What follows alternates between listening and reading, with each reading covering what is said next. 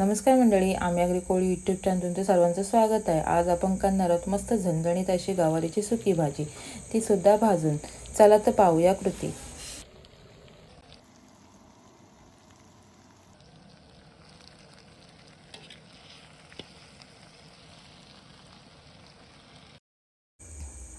सर्वप्रथम गवार आपण साफ करून घेऊया। गवार साफ करत असताना ते मीडियम साईजमध्ये त्याचे छोटे तुकडे करून घ्यायचे आहेत।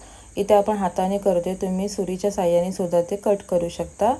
मीडियम साईजमध्ये गवार कट करून घेतलेला आहे, तुम्ही पाहू शकता। गवार आता स्वच्छ 2 ते 3 वेळा पाण्याने धुवून घेऊया। गवार अशा पद्धतीमध्ये साफ करून झालेली आहे। गवारीची सुकी भाजी करण्यासाठी आपण इथं ओलं खोबरं घेणार आहोत। ओलं खोबरं किसून घेऊया। स्टोववर एक कढई ठेवलेली आहे, त्यामध्ये साफ केलेली गवार आहे ती टाकून घेऊया। साधारण 5 ते 10 मिनिटं गवार भाजून घ्यायची आहे। भाजी करण्यासाठी पुढीलप्रमाणे साहित्य घेतलेलं आहे। या भाजीमध्ये कांदा जरा जास्तच घ्यायचा आहे। इथे मी 3 कांदे चिरून घेतलेले आहेत। पाहू शकता गवारीचा कलर सुद्धा बदललेला आहे। साधारण 5 ते 10 मिनिटं आपण गवार भाजून घेतलेले आहे, ते आता एका भांड्यामध्ये काढून घेऊया। कढईमध्ये तेल टाकून घेऊया। तेल गरम झाल्यानंतर त्यामध्ये राई जिरे टाकून घेऊया। त्यानंतर त्यामध्ये उभी चिरलेली 2 ते 3 हिरवी मिरची, कढीपत्ता आणि वाटून घेतलेला लसूण टाकून घेऊया। त्यानंतर इथे चिरून घेतलेला कांदा आहे तो टाकून घेऊया आणि सर्व मिश्रण परतून घेऊया।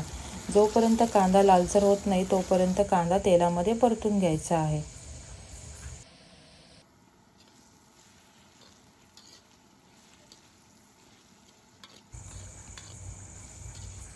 कांदा लालसर झालेला आहे, त्यामध्ये चिरून घेतलेला टोमॅटो आहे तो टाकून घेऊया। टोमॅटो जोपर्यंत मऊ होत नाही तोपर्यंत परतून द्यायचा आहे तेलामध्ये।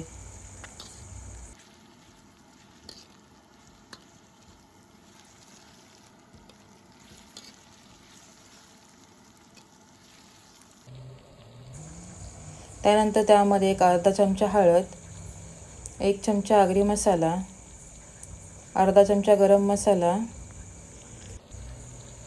चिमूटभर हिंग टाकून घेऊया। त्यानंतर त्यामध्ये चवीनुसार मीठ टाकून घेऊया आणि सर्व मिश्रण एकत्र करून घेऊया।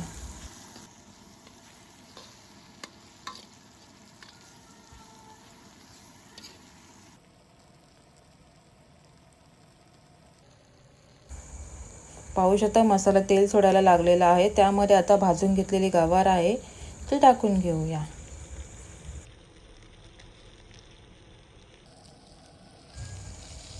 भाजलेली गवार टाकून झाल्यानंतर साधारण 5 ते 7 मिनिटं भाजी स्लो आचेवर शिजून द्यायची आहे।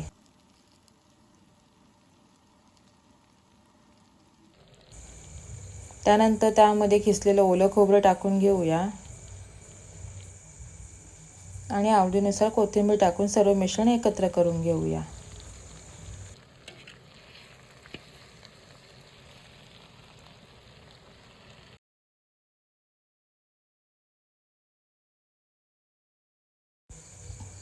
अशा प्रकारे आपली गवारीची सुकी भाजी तयार झालेली आहे। व्हिडिओ आवडल्यास लाईक करा, शेअर करा आणि चॅनलवर नवीन असणार तर सबस्क्राईब करायला विसरू नका। थँक्यू।